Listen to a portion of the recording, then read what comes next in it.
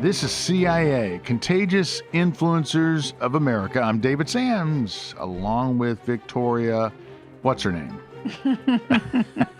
Robinson. Robinson. Let's get it right. I thought it was Koloff. David, don't go there. Some of you may know Victoria from her couple of years of starring on Preacher's Daughters. No, Preacher's Daughters on Lifetime. On Lifetime. Lifetime. Yeah. 2 very successful seasons with 1.5 million consistent viewers a week. Wow. It was like the second docudrama, if you will, on their network behind Dance Moms. Wow, that's pretty awesome. That was pretty cool. It was so successful, you had to change your name. That had nothing to do with it. I just decided, using my ex's last name after we'd been divorced for, at that time, 10 years, it was time to let it go and just start using my maiden name again. So I'm back to the name I was given on my birthday. And now you are going to have a new show on the air. Which but we not on cannot Lifetime. talk about. I understand it's not on Lifetime. It is not on Lifetime, and very excited about it, but we can't talk about it yet. So, let me just ask you this much about it. Come on, you got to give me a little David, hint. I am contractually obligated to not speak about it. Well, I could lie. I could just say this is airing after the show debuts. And therefore, let's just pretend as though we know. We're not even going to mention it. Everything that's out there in internet land is forever, or podcast land. This is forever. true. This is true. So what's it like living in Nashville? You're like a rock and roll girl here. I mean, you're like a mom of 4 gorgeous girls, and you got all these son-in-law hunks, and you got all of these grandbabies, and you couldn't be a day over 39. So what's the deal? It's my secret. It's Victoria's secret. Ooh. It's the real Victoria's secret. Well, today we have somebody that is so very special. She's been the guest of our radio show several times, so I just had to have her here on the podcast. You remind me of her. She reminds me of you a little bit. I take that as a high compliment then. I just figured, you know what? If I'm going to have Victoria Robinson here, Thank you. I just had to match it up with the right guest. So Leigh Anne Tuohy is my guest today. You know who that is? Absolutely. She is the Sandra Bullock. Played her in the Blindside. True story. That's right. She's the real life mom of the Blindside. I believe Sandra Bullock won an Academy Award for that role. She should have, because she played her to a T. No, I think she did. Yeah, I do too. I mean, when I first saw the movie, I watched it, honest to God, David, and thought, I could be best friends with that girl. Yeah. No, she was amazing.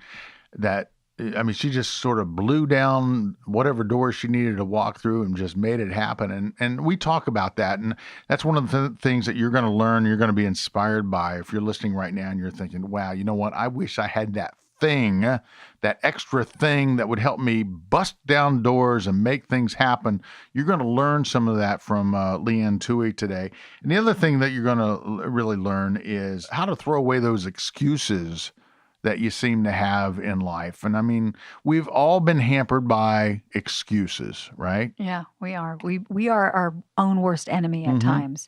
But here we've got someone who shows you through this young man's life that it doesn't matter where you came from, it matters where you're going.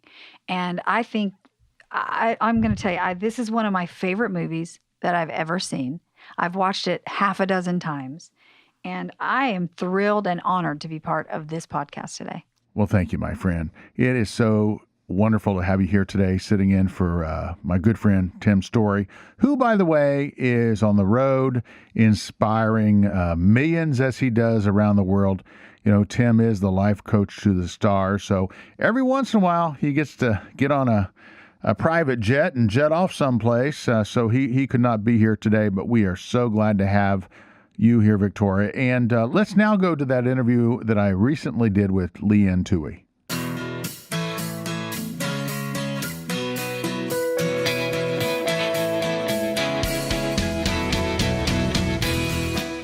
Leigh Anne, it's so great to have you here. You know, The Blindside is one of my all-time favorite movies. what you did for Michael Orr, the young man that you and your family took in, adopted, and of course what he did for you and your family is just one of the most miraculous stories I've ever seen on the big screen. And the fact that you put him through college, and then he went on to play for the Baltimore Ravens and the Carolina Panthers, and won the Super Bowl back a few years ago. Boy, I cannot think of a more inspiring story. But I have to ask you, obviously, you folks, you and your husband, I think you own, 70 or 80 fast food restaurants in the Memphis area. So you guys are pretty well to do, and I understand how you could afford to do what you did for Michael. But for the rest of us who are basically out here doing what we do, working paycheck to paycheck, what can we possibly do for other folks? Start simple. I'm not telling you to go out and try to buy a whole new outfit for someone or get a steak dinner for the person that hasn't eaten in a week. That may be above and beyond what you have the ability to do at this point in time in your life. Mm-hmm. But you can do something. You can do something. If it's as simple as when you're in the grocery store parking lot, returning all the shopping carts, it makes me feel really good when I grab a couple shopping carts and put them back in the little kiosk where they go. Or sit there and hold the door open for more than one person that's going into your favorite big box store.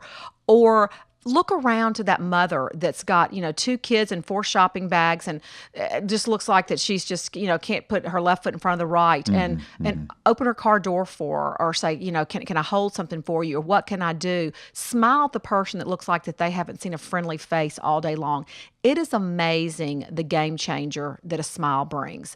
We all have that capacity. We all can smile at someone. We all can hold the door open. We all can say, you know what?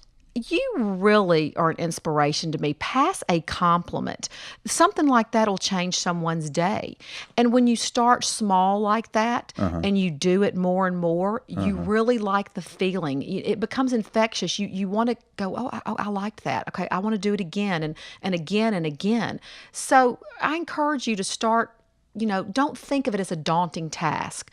Think of it as an opportunity, because the truth of the matter is, even though you are helping someone else, you're going to be the one that ends up being on the benefiting end of it. Because when the dust is settled, we benefited far greater from turning our car around and having Michael become a member of our family than he ever benefited from it.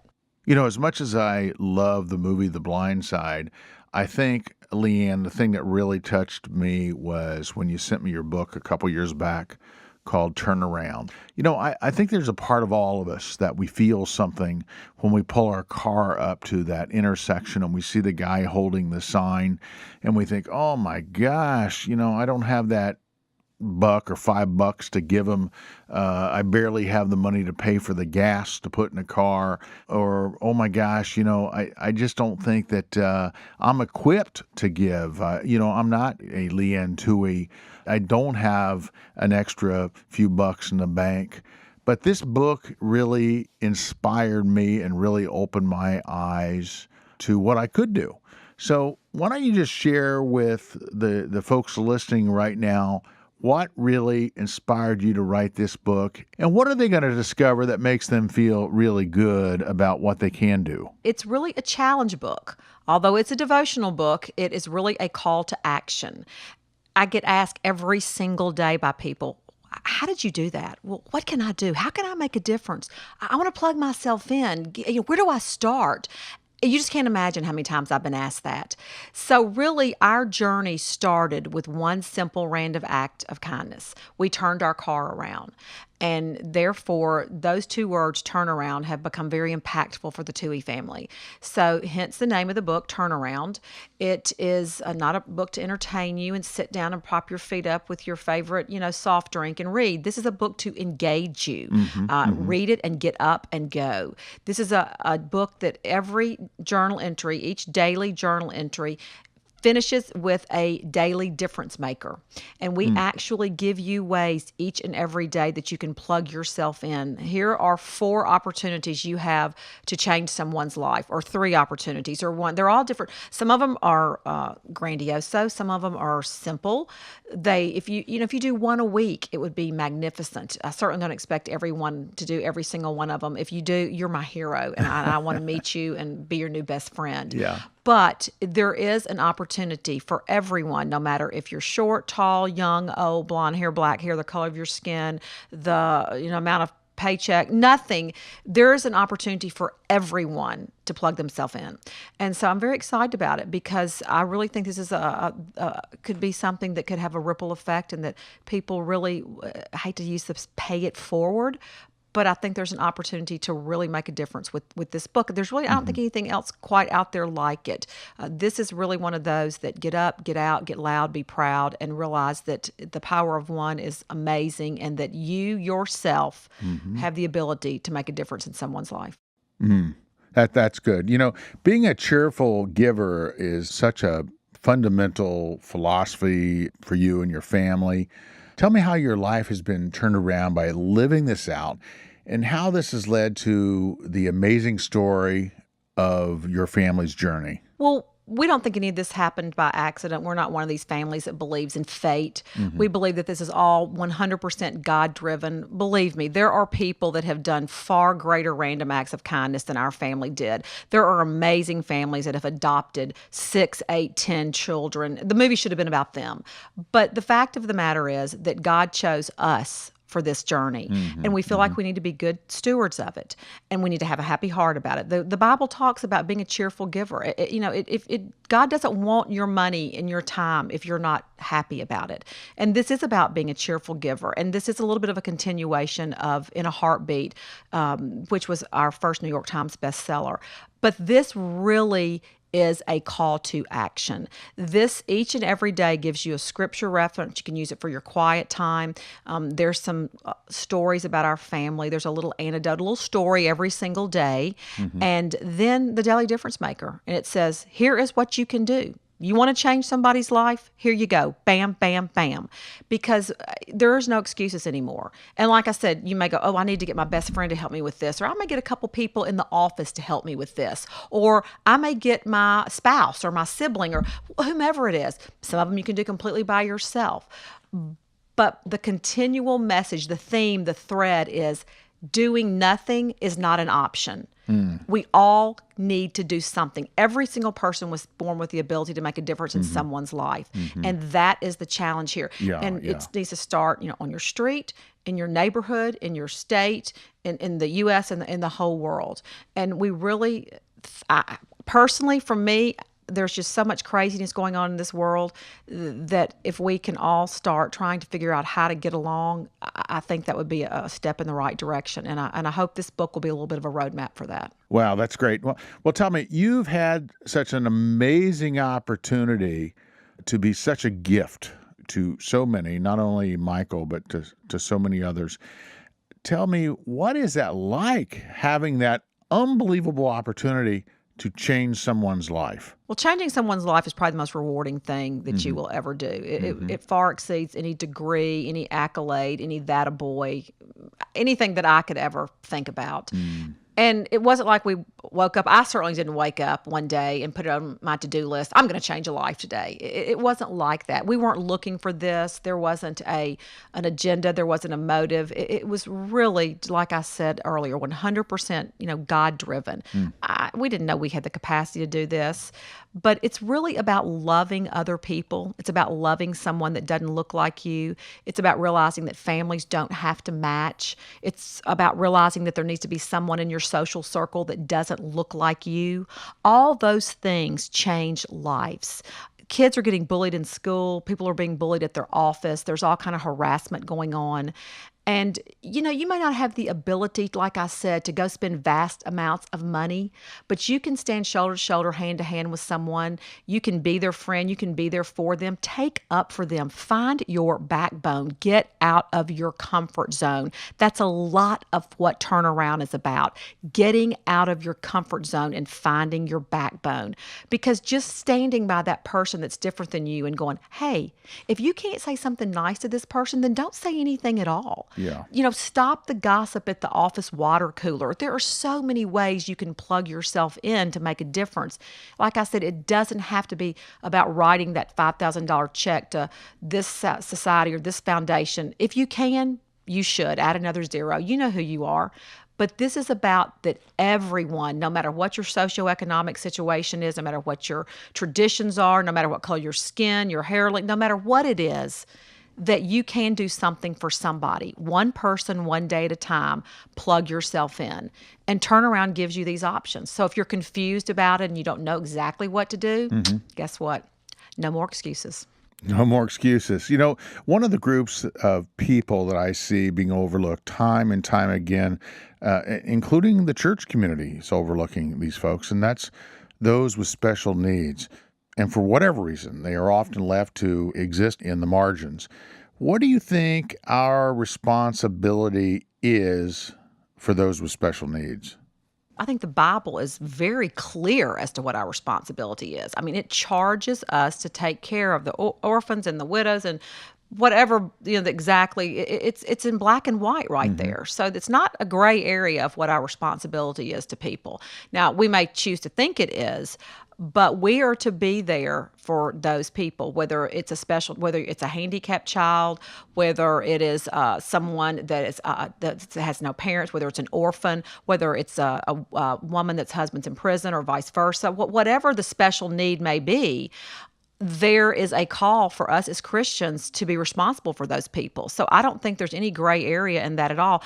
My family's a big proponent of to whom much is given, much is required. You are, to us, part of the test is seeing how, you use your dollars. And I think that, we're all passionate about different things. God gives us different passions, which is a wonderful thing, because if we were all passionate about the same thing, nothing would get done. So while there are people that are passionate about Special Olympics, there's people that are passionate about the American Cancer Society, there's people that are passionate about lymphoma, whatever it is. Just be passionate about something. That's what I'm going to tell you. Sitting there and just not doing anything and having no passion is what I think is not really acceptable in God's eyes, because we're all uniquely made. We're all made in the image of God, and He put us on this earth for, we all have a purpose. We all have a calling. Find out what your calling is. And I really do think Turnaround will give you a little of incentive, because it's not single-minded. It's a broad stroke of opportunities, all from the elderly to the young to the homeless to the special needs. I mean, there's a broad stroke of what you can do. So the option of not doing anything is what I would see as being what the church would fail in, because you need to realize that it is our responsibility to take care of those people, and you need to figure out what it is. Be passionate about it. There are all kind of different classes. The church offers a lot of different opportunities for different people. Find your niche, find your cubby hole, and get in there and start making a difference. You and your husband, Sean, have been married since 1982, and I see that you just recently celebrated yet another anniversary. Congratulations. But I have to ask you, what is your secret? Well, I think the secret to success is for a long marriage, you got to fall in love with your husband or your wife over and over and over and over and over and over again. It's not just a one-time deal. And so many people, I think, look for it's that one moment, but it's really not. It's finding a moment every day or every week to fall in love with them all over again. And that's kind of been, we like the same things. We're really good friends. We do a lot together. We spend a lot of time together. We don't spend a lot of time with other people that are like, he doesn't spend time with other females, and I don't spend other time with, other males. We spend our time, with each other. And we're very focused on each other. And it's a work in progress. I mean, people work on everything else. They work on their educational process and their jobs and raising kids. We got to work on your marriage too. And it's something that we work at every single day. I recently read a quote of yours where you said that you pray every day that you can find a cure for stupidity. I love that. Yeah, well, there's a lot of people that I just think that you need to stamp stupid on their forehead. I do. I people all the time. I pray for a cure for cancer, for heart disease, for homelessness, for abuse to the elderly, to the animals. Just on and that list is endless, obviously. But I do pray for a cure for stupidity every day, because sometimes I'm just thinking, really? Yeah. I mean, we make it difficult. I mean, it's sometimes we just miss it, and I think we just try to make it hard. And I don't have a lot of tolerance for that, but and that's apparent. I mean, if you know anything about me or you've read something or seen, you know that. So I just think that sometimes that we just need to quit trying to make everything so difficult, and just move the needle and get it done, and quit talking about it. We have so many talking heads, and everybody's got an opinion, and the majority of opinions are inaccurate and incorrect. And people listen to them and they invest in them and they abide by them, and I just want to shake them and go, what is wrong with you? So, some people take offense to that. I don't care. Please don't call me, text me, write me, email. Don't confuse me with someone that values your opinion. I mean, I do. But really, I mean, this is what kind of makes the world go round. Everyone, you have to take a stand and you have to be firm in it. And it's not going to make everyone happy. But it's not about trying to make everyone happy. It's about trying to do the right thing. I just love those thoughts that you pose on your Facebook. I mean, we now live in a world of 140 characters or whatever on Twitter. There are a couple that you have posted that I want to just bring up here because, oh my gosh. First of all, I got a chuckle, but sometimes I literally die laughing. Here's one. Life's not fair. If you win the genetic lottery and are in a perfect neighborhood, healthy and happy, good. Look around for those not so happy. Well, I look at a lot of people and they're so proud of themselves. And I just told a guy not long ago, I said, look, you won the genetic lottery. Everyone's not that lucky. There's a fine line in the longitude and latitude of the haves and the have-nots. And people just don't realize that there's just a fine line between the guy driving the really nice car and wearing the nice suit and the man holding the sign at the corner that says, I'll work for food. So next time you see that person and you are driving the nice car and have the nice suit on, turn around, because you did win the genetic lottery and this other guy didn't. Yeah. So turn around and do something for that fella. That's good. That's good. Here's another one. Attitudes are difference makers. They're very contagious. Make yours worth catching. Well, we have a motto in our house: if you got an attitude, leave it at the door, because attitudes will change everything. I mean, someone can walk in a room with a bad attitude and the whole culture of the room changes. So it is all about attitude. If you got a bad one, change it. That one simple act of changing your attitude will be a difference maker in your day, and it will be the difference maker in the day of all the people around you. Okay, let me see here. Let me stroll through my Twitter or your Twitter. Here's another one. Challenges are what makes life interesting, so interesting.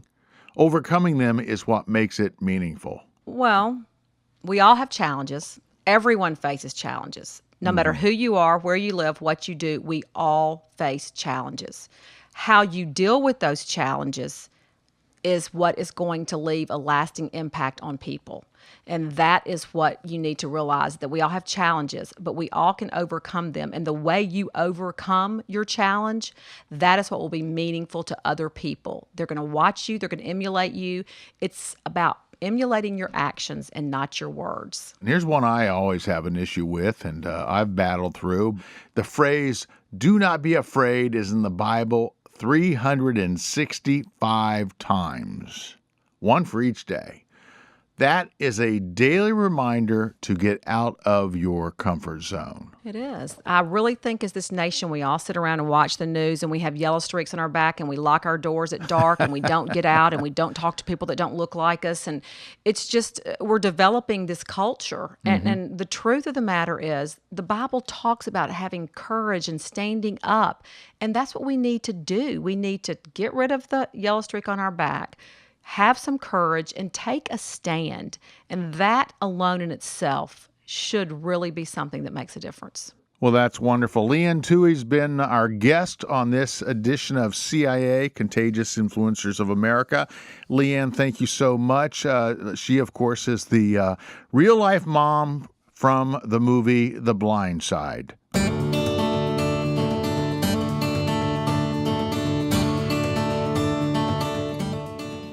Wow, Victoria, wasn't that something about what Leigh Anne talked about regarding I think she called it winning the genetic lottery. Yeah, and I also like that she said, don't be too proud of yourself.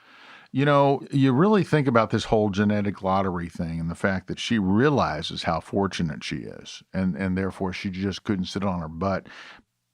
How she explains that there's such a fine line between the haves and the have-nots.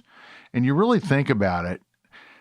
I know every once in a while in my life, my eyes have opened wide and I've thought, how is it that I was fortunate enough to have the parents, the family that I have, while others have not been so fortunate? I know you. Right. I didn't have the upbringing you had. Yeah, you didn't have it, but yet your daughters do have. My daughters have it because I didn't. And because I didn't have that myself, I made sure that they had it. And even though their father and I we were divorced, I was still determined to give them as normal a life as possible. It was a new normal, but I wanted them to have what I never had, which was my attention. I wanted them to feel valued and worthy. And I also wanted to inspire them that they could do anything. And they've turned into 4 incredibly amazing human beings. Yeah, they sure have. Now, you look at somebody like Michael, who is the young man that Leigh Anne took in and adopted. You look at somebody like that, you think, his life was changed so dramatically. Mm-hmm. I mean, he would not have had a shot at all. I mean, I cannot.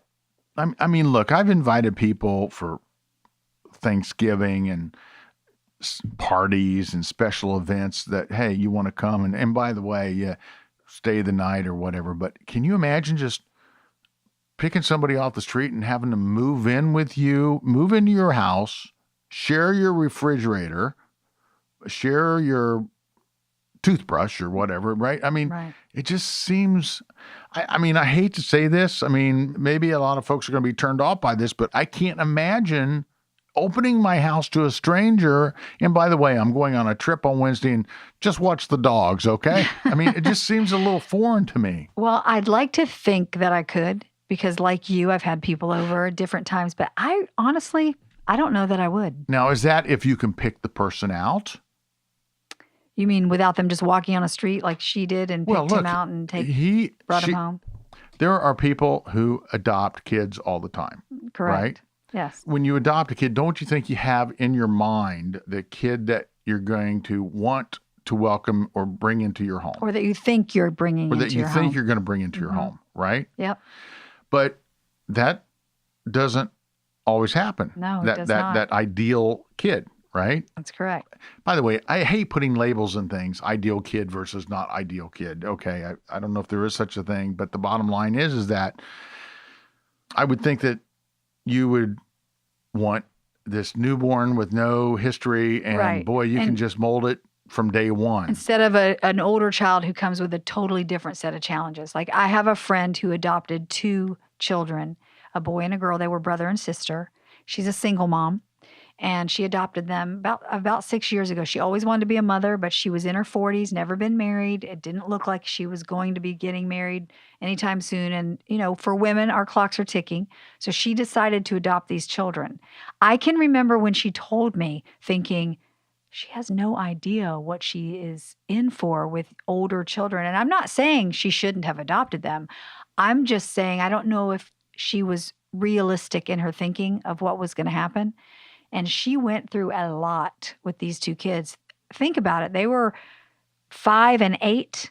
They'd already been with their parents, and now they're being put in this stranger's home. So it was just as hard for them, probably harder than it was for her.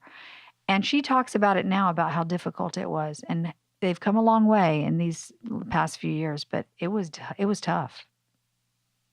I would love to hear some stories from listeners who have taken the same kind of risk, same kind of challenges that Leigh Anne took. Mm-hmm. I don't know how many stories like that exist out there. There's got to be a handful, and I would love to hear some of your stories so that maybe we can share your story here on CIA and encourage others, because you know what? It's all about sharing stories, and it's all about the power of story. I just have a feeling that somebody's listening right now who says, wow, they think that's a story. They think that The Blindside was a story. Wait till you hear my story. Oh, I guarantee that's it. the one I want to hear. And it doesn't have to be a story of the person you brought into your home became this big football star. That's not what we're talking about. But we're just talking about, like David's saying, somebody you brought into your home that you can relate to this movie. You can relate to this woman's journey. We'd love to hear it. I want to just ask you right now, Leigh Anne is someone who is she's a mover and a shaker. I don't want to call her a bulldozer, but she's got something special about her. Like I said, when she walked through my house for the first time, I just opened the front door and she just came right in. I mean, whoa. No fear. No fear. And I was just so kind of turned on by that thing that she had, that magic. Okay. Right. What do you find in your life that is the key to the kind of magic that you have? I think, David, it's a mindset. I think that one of the things my father always had me listen to, he was a traveling salesman. And early on Saturday mornings, I would be 7, 8 years old. He'd come in and wake me up about 5 a.m. and say, come on, baby girl. We're going to come with me to go sell. And he was selling Electrolux vacuum cleaners door to door. Oh, wow. The entire time we were driving around, he was listening to Zig Ziglar and all of these guys that were the Tony Robbins of their day. Because I think Zig originally, was it with was it Fuller Brush Company? Yes, or it was. One of those way back. So I was getting that in me from the beginning, and my dad was always a positive person, and that's one of the things I believe I inherited from him. It was funny, David. We'd go to these people's houses. This is when they let you in. And he would look at me and say, look hungry, baby girl. And so I did. So you were a prop. I was a prop, and I was promised a Twinkie and a grape soda if he sold it. And he sold many every time I was with him. So I think my positive attitude started when I was younger. And then as I got older and got my heart broken and went through some tough stuff, it tried to be stifled, but I refused to let it be, because life is short. This is not some dress rehearsal. So I think we can make a choice each day how we're going to live our life. Are we going to wallow in the past and live in that land of regret that we've talked about? Or are we going to grab life by the horns and say, I'm going to make the best of today, because this is the only today I get. That's good. That's good. You're listening to CIA, Contagious Influencers of America. I'm David Sams, along with Victoria Robinson. I just want to remind you that we are now available on various platforms, wherever you get your podcast, including Apple Podcast, Google Podcast. I especially like Google Podcast. That works really well. Podcast Addict and Stitcher. And, well, you know what? We're also on YouTube now. We're doing a special YouTube. We call it the enhanced version. So you actually can see what's going on here. Now, give us your feedback on that, because that's a whole new thing. Not very many podcasts actually do a YouTube video version. So we'd love to have your feedback on that. Please do subscribe, and please tell your friends about us. We would greatly appreciate it. That's about time to wrap it up. Thank you for joining me today. It's my pleasure. I couldn't think of a better podcast to be on than with this firecracker. Well, thank you so much. I'm not talking about you. I'm talking about Leigh Anne. Come on. I was going to use that on my special reel, where I get all these compliments. You're not there yet, David. Oh, you're such a big TV star now, I see, Here I am doing this little podcast, and now you're the big TV star. I'll let you come to the set.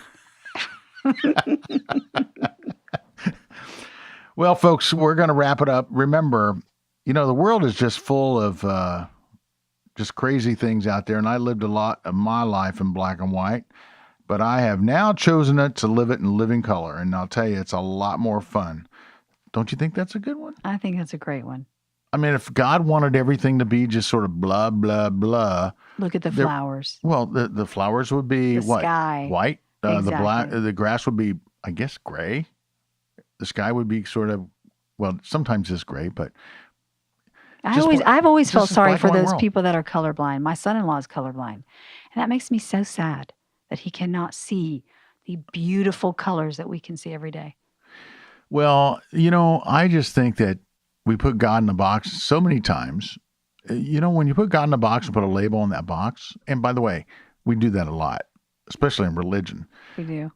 What we're saying is that there are limitations to God's creativity, We sure are. right? Right. And we're the ones putting those limitations on. And when we get in that same box, we're doing the same thing to ourselves. Absolutely. So, hey, So get out of the box. get out of the box. Go out and get a dashiki.